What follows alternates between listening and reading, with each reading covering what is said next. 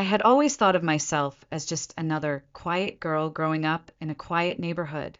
I wasn't the center of attention, but I never really felt neglected either, at least not until Sierra was born. That night is burned into my memory like a scar. I was 10. The knock on my bedroom door came like thunder, loud and urgent. Aunt Lorraine's voice trembled through the wood. "Elena, honey, pack your things. Your mom's at the hospital." I sat up in bed, heart pounding. In a child's mind, hospitals meant broken bones or car crashes or those unspoken fears kids never have words for. But what happened next? It wasn't the accident that broke me. It was everything that followed. Sierra came into the world almost 2 months early. I didn't understand what premature meant then, but I could read the adults' faces. They were grim, pale, always whispering. My life blurred into long days at Aunt Lorraine's house, where I wasn't allowed to ask questions or visit the hospital more than once. And when I did, my mother barely looked at me. "Be good, Elena. Mommy's very busy," she'd whisper, her eyes fixed somewhere I couldn't follow. I started learning how to disappear. When Sierra finally came home, our house no longer felt like home. It was a sterile fortress, white walls, hand sanitizers lined up like soldiers, disinfectant in every corner. I could smell the rubbing alcohol, even in my sleep. My mother cleaned obsessively, 3 times a day, every surface. She monitored the air temperature in Sierra's room, like she was guarding nuclear codes. Her hands were red and cracked from all the washing, but she never stopped. I would have understood, maybe, if it was just about Sierra's health. But it wasn't. The moment I sneezed or coughed or even sniffled, I was sent away. Grandma Mavis's house, or just out of the room, while my mother stared at me like I was radioactive. At first, Grandma's house was a kind of refuge. She baked pies, let me help knead dough, told me stories about her childhood in New Orleans. But even at that age, I knew the truth. I wasn't being sent away because I was loved. I was sent away because I was a threat. I wasn't part of the family anymore. I was the outsider with germs. I started chasing their attention like it was oxygen.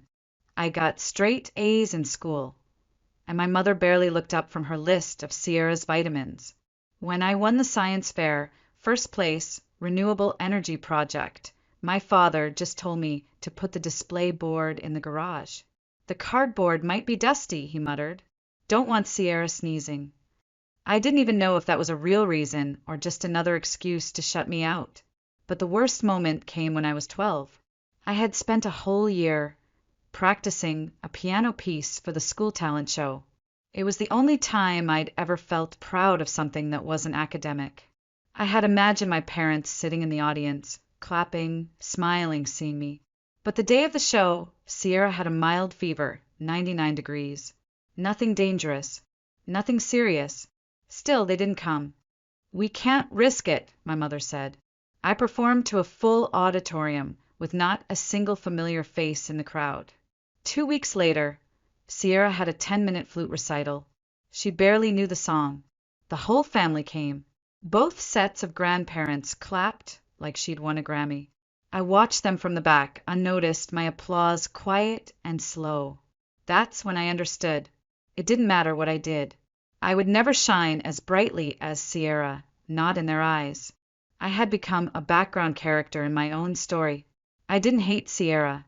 I hated how the world shifted its axis for her, how everything I once had was slowly stripped away to make room for the miracle baby.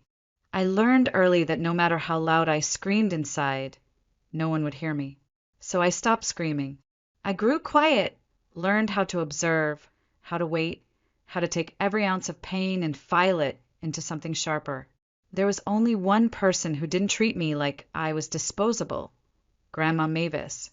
Every time I was sent away for a sniffle or because Sierra had a big test and needed silence, Mavis welcomed me without question. Her house smelled like cinnamon and lavender.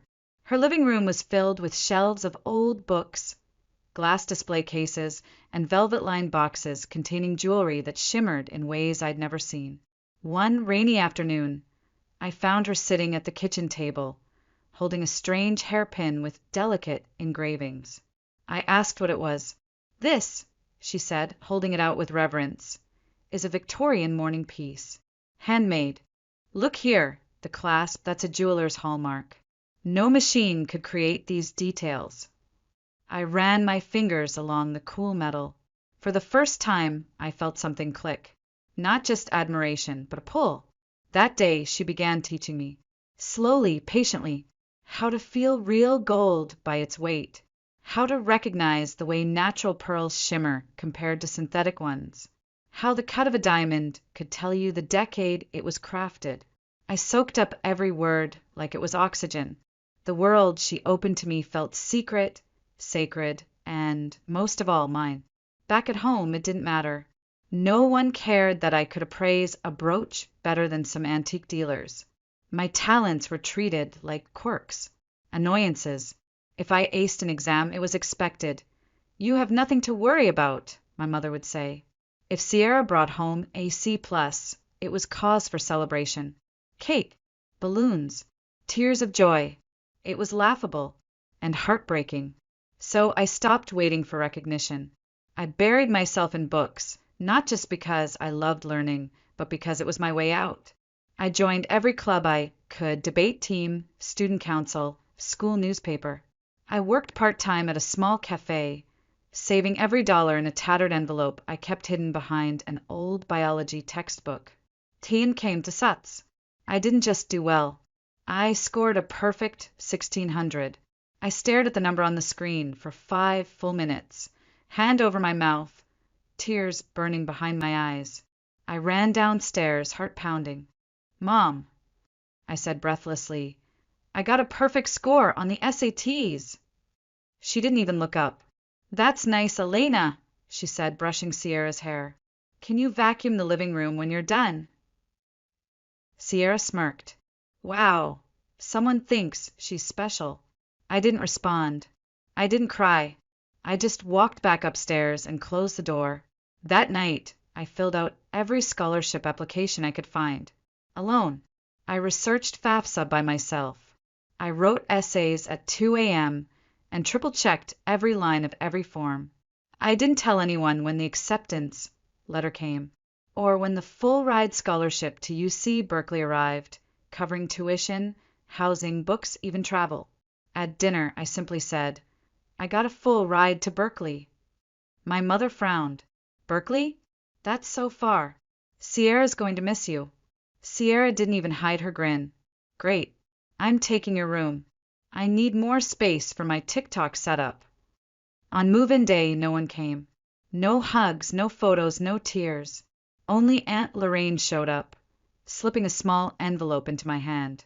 Your grandmother left this for you, she whispered.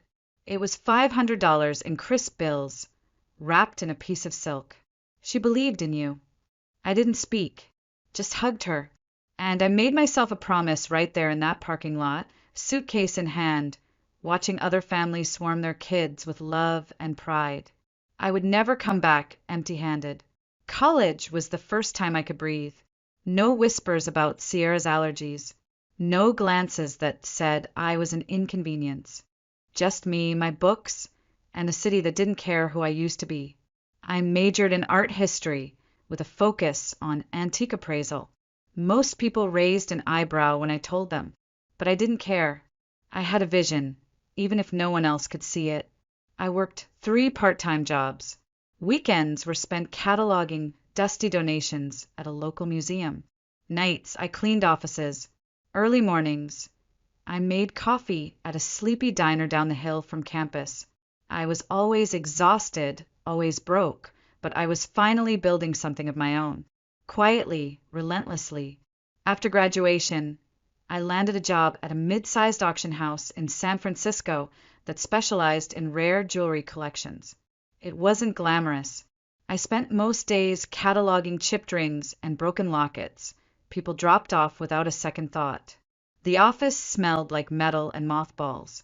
I was the new girl, invisible again, just like at home, until the brooch. It was an ugly little thing, dismissed by a senior appraiser as costume jewelry. But something felt wrong. The engraving was too intricate, the clasp too delicate. It had weight. History. I couldn't stop thinking about it. So I did what Grandma Mavis had taught me. I studied. I cross-referenced old archives, studied Hallmark databases, even emailed a retired European jeweler I found in a dusty forum. 2 days later, I had the truth. It wasn't fake. It was an authentic French Art Nouveau piece from 1901, a rare mourning brooch, handcrafted by a master who died during the war. Estimated value, $58,000. I brought it to my director, nervous but steady. "Are you sure?" he asked, half amused. I laid out my notes, my sources, my research, my conviction. 3 weeks later, the brooch sold for $61,200 at auction. For the first time in my life, someone looked at me and truly saw me. After that, things changed. I wasn't just the quiet girl in the back room anymore. I got bigger assignments, was trusted with more valuable pieces. High-profile clients began requesting me by name. My commissions grew.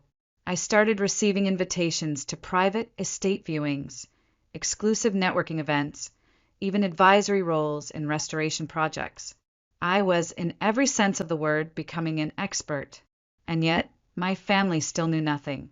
Every time I visited home, they treated me like the Elena who'd left with a dusty suitcase. "Still working at that little antique shop?" my mother would ask between bites of overcooked meatloaf. "Yeah, still the same," I'd reply. She nodded, satisfied. "Well, at least you're stable." Sierra would roll her eyes. "You should get a real job someday." I'd smile and say nothing, because that very morning I had signed a $200,000 authentication contract with a private collector in Dubai. But something started gnawing at me. No matter how many six-figure deals I closed, how many rare gems I identified, how many industry awards I collected, the truth was glaring. I was still making someone else rich. The auction house took the glory, the lion's share, the name recognition. I was just a cog. A valuable cog, yes, but a cog nonetheless. One night, I stayed late, sitting under the dim yellow light of my office lamp, looking at my earnings spreadsheet. The math didn't lie.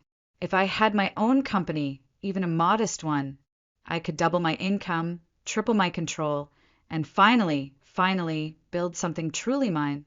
It sounded crazy, but so did leaving home at 18 with nothing but a scholarship and grandma's silk-wrapped envelope. So I did it. I withdrew every dollar I had, took out a modest business loan, rented a tiny office in the Mission District, barely more than a storage room above a French bakery. The walls reeked of sugar and burnt almonds. The Wi-Fi barely worked. My first desk was a folding table from Goodwill. My chair? Picked off the curb, but I scrubbed it clean. I made coffee from a machine that sputtered like it was dying, and I got to work. Elena Hart Appraisal and Authentication, a name no one knew. Yet, I didn't have investors. I didn't have a marketing team or a polished website. But I had something better, reputation. Within months, local antique dealers started whispering my name. Elena Hart, the girl who didn't miss. I offered lower rates than the big firms, but my work? Impeccable. I authenticated a vintage locket dismissed as costume jewelry. It turned out to belong to a 19th century European duchess. A cracked sapphire ring? Burmese, 1854.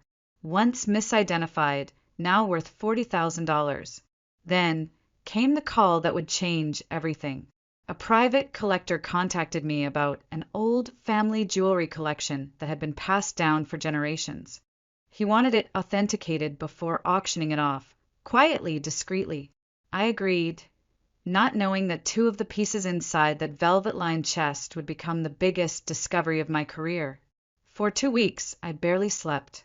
I examined every clasp, every stone, every engraving under high-powered microscopes. I even consulted international archives and rare estate registries. When the dust finally settled, the truth was staggering. 2 pieces, long believed to be fakes, were in fact rare originals from a lost series by a Parisian master jeweler. When the collection hit the market, it sold for $918,000. My commission? 10%. $90,000. I remember sitting in my office, still that tiny, sugar-scented room with a flickering light bulb, staring at the number in my bank account. I didn't scream. I didn't even smile. I cried, not because I was weak, but because, for the first time in my life, the world had validated everything I had fought for. With that money, I moved into a real office. Functional AC, a clean lobby, a tiny showroom with black marble countertops and velvet curtains. I hired my first employee, Jenny, a soft-spoken recent gemology graduate who reminded me of me. Passionate, brilliant, ignored by everyone but those who could see. Within 2 years, we expanded to Los Angeles, then to Seattle. I became the go-to name for high-value jewelry authentication. Billionaire heirs, estate lawyers, celebrities who didn't want to get scammed. They all came to me. Some even waited months for an appointment. And yet, every time I went back to visit my family, I became Elena the Invisible again.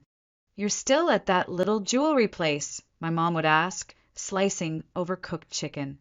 "Still there," I'd nod. Sierra would smirk. "You should really get a job in tech. Jewelry's kinda outdated." I smiled politely, because that morning I had just closed a $480,000 contract with a Manhattan collector. They had no idea. I didn't need them to know. Until Thanksgiving. 2 weeks before, my mom called, her voice soft and oddly fragile. "Elena, I'm just so tired. Cooking for the family is too much this year. My back, it's gotten worse." I paused. I had a major auction lined up that weekend.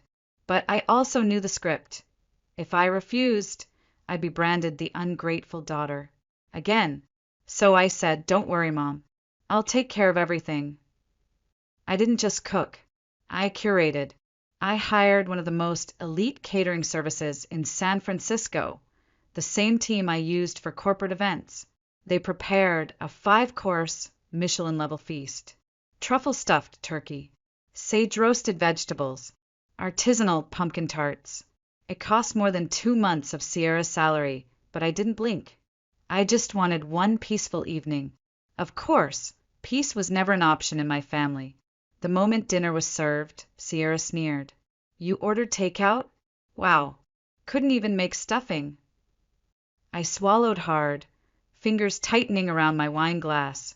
This came from a girl who once set off the smoke alarm microwaving oatmeal. My mother rushed to defuse the tension. "It's different this year, but let's be grateful we have a meal." I said nothing. I didn't need their thanks. I had outgrown it. Sierra spent the next hour bragging about her marketing job, which, from what I could gather, involved printing flyers and fetching coffee for her boss. My parents nodded with admiration as if she had just launched a Fortune 500 company. I just smiled and nodded, letting her bask in the spotlight. Because earlier that day, I had signed a $500,000 authentication contract with a European collector. They could have their illusions. I had reality. But what I didn't expect was what happened after dessert. After dinner, I slipped upstairs to my old bedroom, the same room Sierra had tried to claim the moment I left for college. I had kept it minimal, untouched. There was something oddly poetic about checking on a $500,000 auction contract from a childhood bed that still had glow-in-the-dark stars on the ceiling. I opened my laptop, logged into my secure portal, and began reviewing details for an Art Nouveau necklace up for bidding in Hong Kong. One of my VIP clients was waiting for authentication before placing a 7-figure offer. My fingers flew across the keyboard, navigating between gemology reports, provenance scans, and past valuations. I was in my zone, focused, precise, unstoppable, until the door creaked open. "Sierra, do you have a phone charger?" she asked casually. But her eyes weren't on me. They were locked onto my screen. Before I could react, she stepped forward and snatched my laptop right off the desk. "What the hell are you doing?" I snapped, lunging after her, but she had already turned the screen toward herself and froze. There it was, my main account, $18.3 million. Her face paled instantly, then twisted into something ugly, hungry, wild, greedy. "What the hell is this?" she stammered. "Whose account is this? This isn't real. You don't actually have this kind of money, do you?" I reached for the laptop, but she spun away and bolted downstairs. "Sierra, give it back." But she was already shouting at the top of her lungs. Everyone come here right now. You're not going to believe this. Elena is a freaking millionaire." The room fell into stunned silence. Forks clinked onto plates. My father stood up slowly. My mother stared, wide-eyed. I stopped at the bottom of the stairs, heart hammering. Sierra spun the screen toward them. "She's been hiding it. $18 million. While we've been struggling, while Mom's back is falling apart, while I'm drowning in student debt. She has $18 million." I stood frozen, breath caught in my throat. My mother dropped her napkin. Her voice came out barely above a whisper. "Elena, is this true?" I didn't answer. I didn't need to. My father's expression hardened. "We raised you. You owe this family." I felt the shift in the air. The moment admiration curdled into entitlement. Sierra flipped her hair back, voice dripping with mock sweetness. "I'm not asking for much. Just like $2 million. That's all. A fresh start. Maybe a condo near the coast. Nothing crazy." My mother chimed in without missing a beat. "And your father and I have been thinking about a small place in Florida. A retirement home. 3 million tops. You can afford that, can't you?" I looked around the table. Faces I had once begged to notice me. Now they stared at me like vultures. Not a single congratulations. Not even a "how did you do it?" Only hunger, greed, expectation. I let out a short, bitter laugh. "Wow, so that's what I'm worth to you." My father's voice turned stern. "It's not about worth. It's about responsibility. We're family." I slowly set down my wine glass, stood tall, and locked eyes with all of them. My voice was ice. "I've been sending $7,000 a month into your account for the past 2 years. Quietly, anonymously. You never had to sell the house because of me." Silence.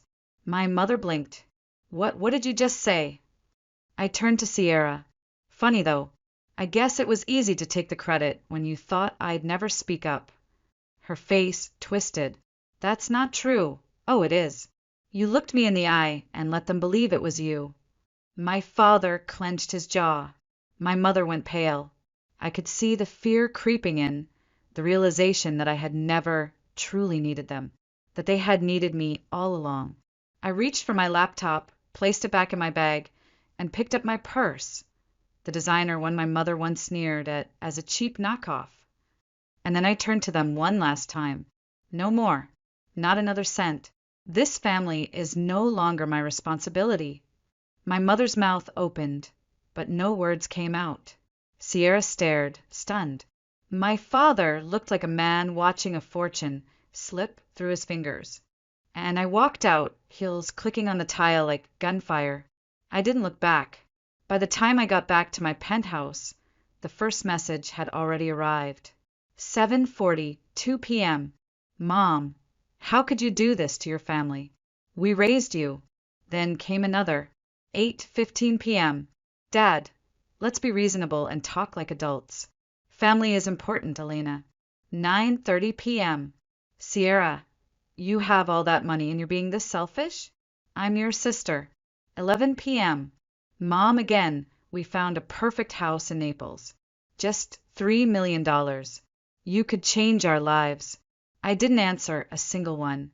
Then came the post. A screenshot forwarded by Jenny with the subject line, "You need to see this." Sierra's Facebook update read like a script from a bad soap opera. My millionaire sister hid her fortune for years while our parents struggled, and I sank in student debt. I've always supported her, and this is how she treats her family. Heartless, cold, unbelievable. Within hours, the comments flooded in. Aunt Denise, wow, always knew something was off about Elena.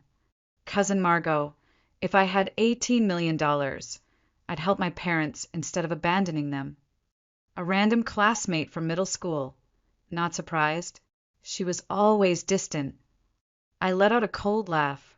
Where were these people when I was eating instant noodles alone in a dorm with no heating? When I was working 3 jobs while Sierra shopped online with Mom's credit card? Now, they had opinions. Now, they wanted their piece of the story. But I didn't block them. That would give them power. Instead, I went dark. No responses. No public statements. No explanations. And that silence, it drove them insane. 2 days passed. Then 3. The calls didn't stop.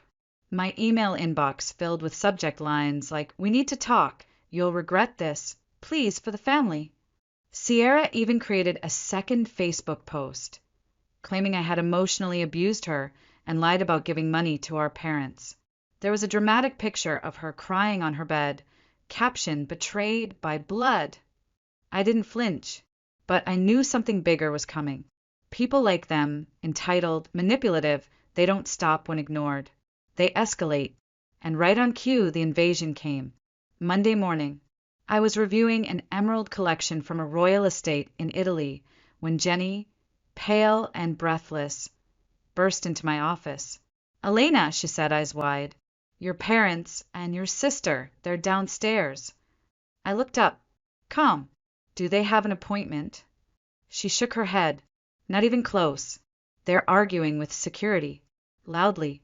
Your father said you owe them a meeting." Sierra's filming. I closed my laptop, stood up, smoothed my black blazer. Let's get this over with. When I stepped into the lobby, the entire room fell quiet. My father was sitting on the guest couch like he owned it, legs crossed, hands steepled. My mother had on her church face, sad, self-sacrificing, practiced. Sierra had her arms crossed, lips curled in smug defiance, and her phone tilted just enough to record. "We need to talk," my father said. His voice was low, controlled, like I was the one who owed an apology. "There's nothing left to say," I replied coolly. I made myself very clear. Sierra stepped forward. "You seriously think you can just cut off your family and keep living like this?" I looked her straight in the eye. "Are you struggling? Because that new Gucci bag says otherwise." My mother's tears came on cue. "Elena, we raised you. We sacrificed everything for you. You owe us." I didn't blink. "No," I said, voice sharp and steady. "I owe you nothing. When I needed help, college applications, rent, tuition, where were you? When I won awards, when I built this from the ground up, who showed up for me? Not once. So don't come here talking about obligation." Sierra's face flushed with rage. "You're heartless." I pulled out my phone, opened my banking app. With one press, I canceled every remaining automatic monthly payment that had been quietly flowing into their account. Right in front of them, my mother gasped as her phone buzzed with the notification. "You can't do this." I just did. My father stood up sharply. "You'll regret this. You're still part of this family." I turned to security. "Escort them out, and add all 3 to the do not enter list. Permanently." Sierra shouted something incoherent. My mother collapsed into sobs. My father tried to argue, but none of it mattered. They were removed, red-faced and trembling, right in front of my employees, my clients, my empire. I stood there, perfectly still, until the glass doors slid shut behind them, and I felt nothing but peace. That night, my phone rang again. I almost didn't answer, but the name flashing across the screen wasn't one I feared. Grandma Mavis. I hesitated, then picked up. Her voice, soft and warm, floated through the speaker like a blanket I hadn't known I needed. "Well done, Elena." Just those 3 words. I froze. You're not mad." She chuckled. That same low, raspy laugh that once accompanied warm cookies and secret jewelry lessons. "Mad. You're the first in this family to stand on your own. I just wish I could have seen their faces when they were dragged out of that fancy office of yours. A real smile curled across my lips. The first in days. Thank you, Grandma. You don't need to thank me, she said gently. You did what they never had the courage to do. You stopped begging to be seen. I didn't speak. My throat tightened. I always knew you'd build something extraordinary, she continued. You were never invisible to me. Silence sat between us for a moment, filled with everything I'd ever wanted to hear as a child and never did. Until now.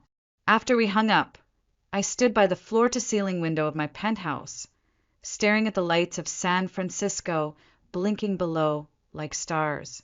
I thought about that old dusty room above the bakery, the folding table, the broken chair, the smell of burnt croissants in the carpet. That place wasn't much, but it had been mine, and from it I had built a kingdom. But I knew my family wasn't done. They never were. So I took precautions. The very next week I moved. My old address was too easy to find, too exposed. I rented a secured penthouse in a building with 24/7 armed security, private elevator access, and biometric locks. I changed my phone number, updated my business registry, scrubbed every trace of personal data from my social media. They couldn't reach me anymore, and still they tried. Emails from unknown addresses arrived daily. Subject lines like, "Family is still family. Please don't do this. Do you really want your mother to die without saying goodbye?" Each one more manipulative than the last. Sierra switched tactics entirely. She went public. Again. She posted long, dramatic Facebook rants about her cold-hearted sister, who had abandoned her roots. She added poetic flair. Money changes people. I miss the old Elena, before she got rich and forgot how to love. She even uploaded old childhood photos of us playing in the garden, captioned, "This girl used to be my best friend. Now she won't even answer my calls." Comments poured in from distant cousins, ex-classmates, strangers. Elena was always weird. If I had $18 million, I'd share with my family. She's disgusting, ungrateful. I read them all, and smirked. Where were these people when I was invisible? When Sierra stole my victories, and they all clapped? When I stood on that stage, 12 years old, alone in an auditorium that should have been full? They had no right to speak now. So I didn't block them. I didn't explain. I didn't reply. My silence was my answer. And the quieter I became, the louder they screamed. But something unexpected happened. One of my high-profile clients, an heiress to a French perfume empire, called me after hearing the Thanksgiving story at a gala. She didn't sound judgmental. She sounded impressed. "Most people your age would cave under that kind of pressure," she said. "But you didn't. You protected what you built." She introduced me to two other clients, one a Hollywood producer, the other an Italian diplomat's widow. Both needed appraisals.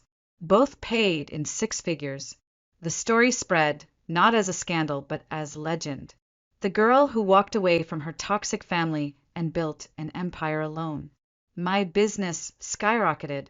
I opened 2 more offices, one in New York, one in Palm Beach. My team grew from 2 people to 20.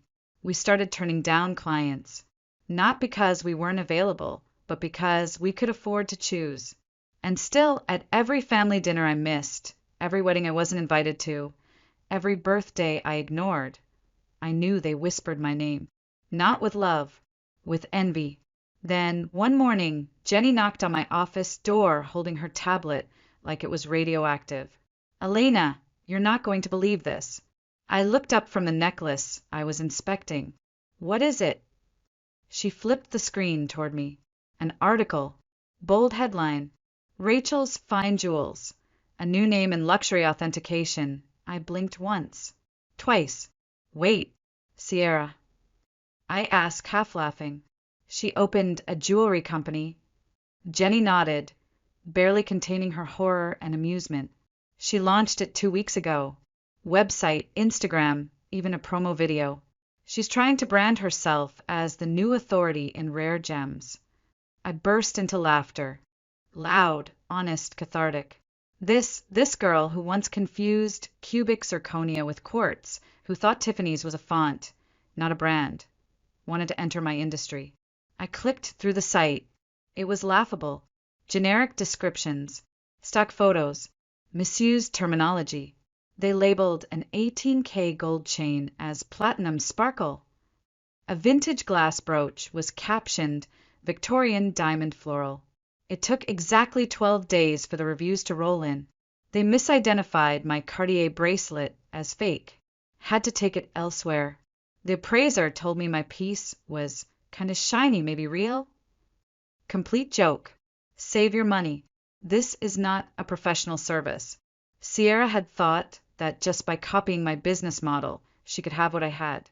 But she missed the most important part. Work, knowledge, obsession with truth. I didn't respond publicly. I didn't need to. Her company quietly shut down within 6 months. Meanwhile, mine? We signed a contract to appraise an entire private museum collection for a Middle Eastern royal family. Confidential value, over $30 million. A year after cutting off all contact, I sat alone on my balcony, glass of wine in hand, watching the glittering skyline of San Francisco pulse in the night. No messages, no Facebook posts, no midnight phone calls dripping with guilt.